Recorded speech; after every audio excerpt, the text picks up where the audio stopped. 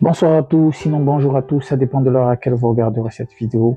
Quant à moi, je me porte super bien, j'espère que c'est le cas pour vous. Je rends grâce à Dieu pour cette magnifique semaine, mais j'espère par la même occasion qu'elle a été aussi pour vous. Tout de même comme ce week-end au travers lequel nous sommes de plein pied.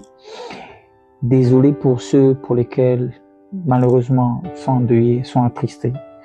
Comme le dit la Bible, que nous devons pleurer avec ceux qui pleurent, nous devons célébrer avec ceux qui célèbrent. Tout comme la vie et la mort sont deux jumeaux inséparables.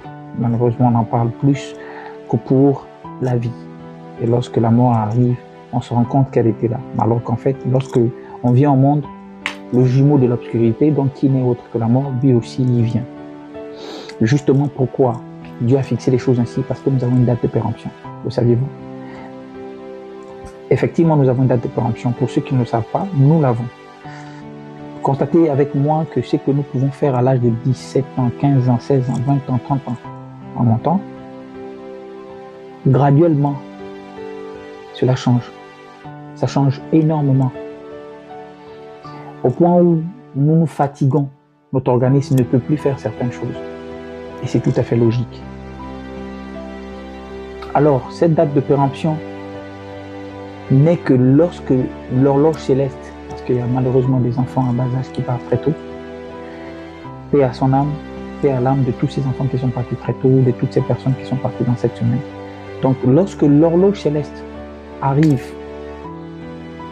sur chacun d'entre nous ou sur ceux qui sont censés partir, qu'il aurait décidé en tant que propriétaire de la vie et de toute création de retirer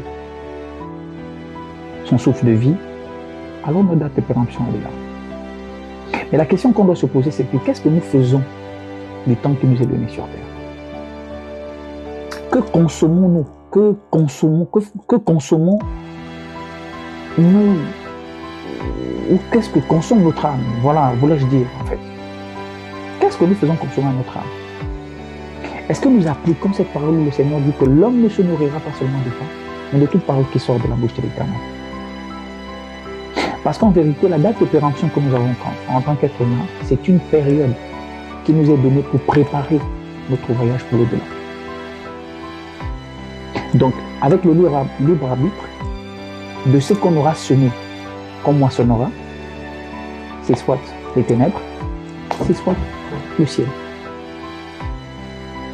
Donc, la date de péremption, comme les produits que nous avons effectivement, que nous fabriquons en tant qu'être humain, que nous consommons et autres, etc., qui arrivent à saturation, qui arrivent à une période où elles deviennent inconsommables, nous aussi, nous arrivons à cette phase. Donc, méditez sincèrement dessus, parce qu'il est important de savoir que nous avons une date de péremption. Quand nous jouissons des choses et des biens de ce monde, nous sommes en joie, nous profitons, nous célébrons, nous sommes heureux, mais nous ne savons pas et nous sommes inquiets. Pour la plupart même, on a peur de mourir un jour. Mais la vérité, c'est que c'est un passage obligé. Les plus grands tyrans de ce monde, sinon les hommes les plus grands savants, les hommes les plus riches, les hommes les plus puissants de ce monde, sont partis, n'ont apporté rien du tout. Ils en sont un exemple.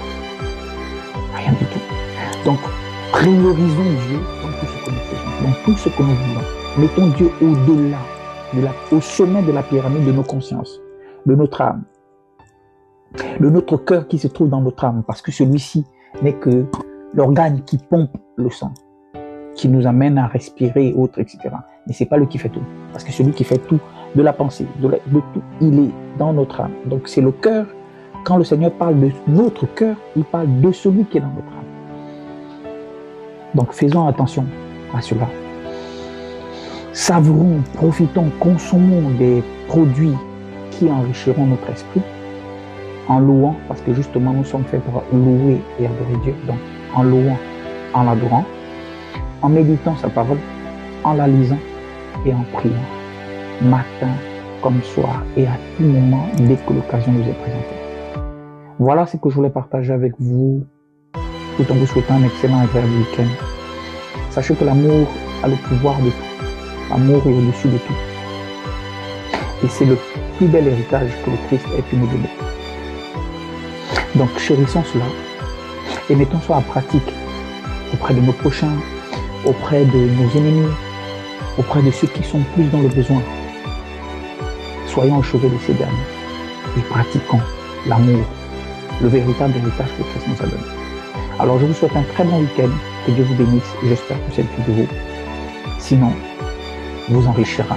Donc, likez si le contenu vous a plu, mais je sais que beaucoup ne le feront pas, parce que lorsqu'on parle de Dieu, très peu le font.